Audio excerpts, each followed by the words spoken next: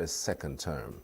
The special advisor to the president's media and publicity, Chief Ajuri Ngelale, said in a statement that President Tinubu would return to Nigeria after the ceremony.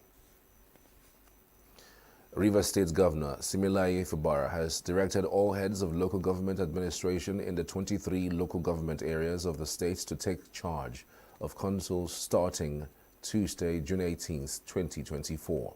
The directive follows the expiration of the tenure of the chairman of the 23 local government areas on Monday, June 17, 2024.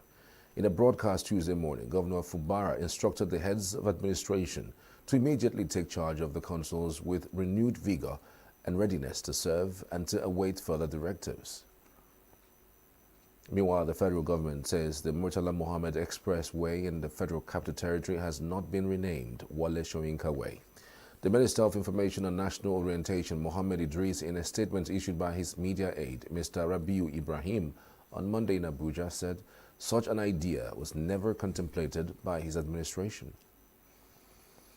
The Nigerian Meteorological Agency, NIMET, has predicted thunderstorms and cloudiness from Tuesday to Thursday across the country.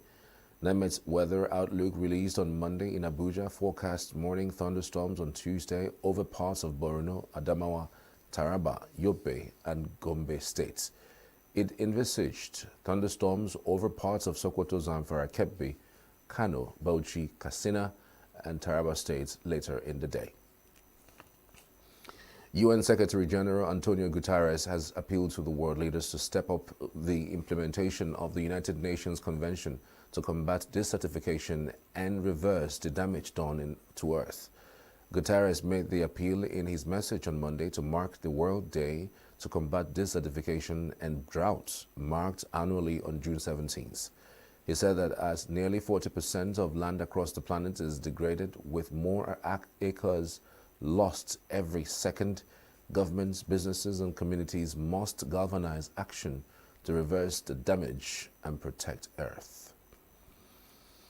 Chinese Premier Li Qiang and his Australian counterpart Anthony Albanese attended a banquet with members of the local Chinese community in Western Australia's Perth on Tuesday for the final day of Li's visit.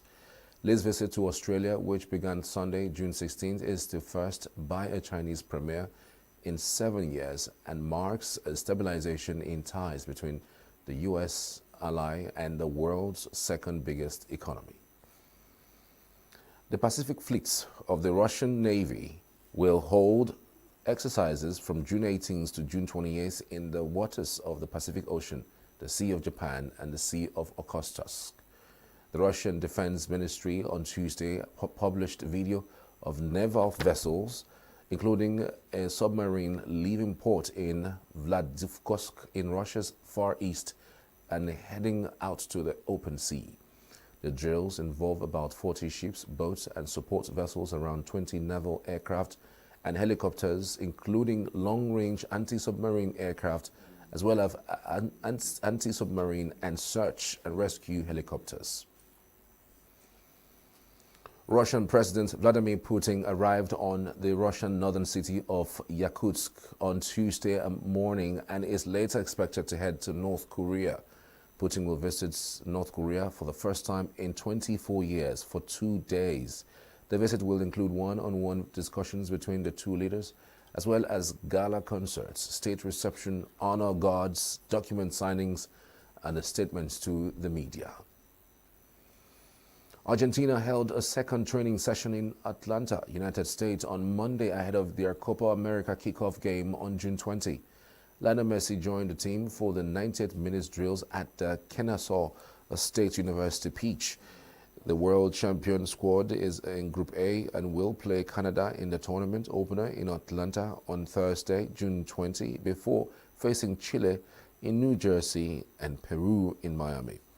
Messi will be joined by veteran winger Angel Di Maria, who is retiring from international duty after the tournament, which kicks off on June 20 in the United States.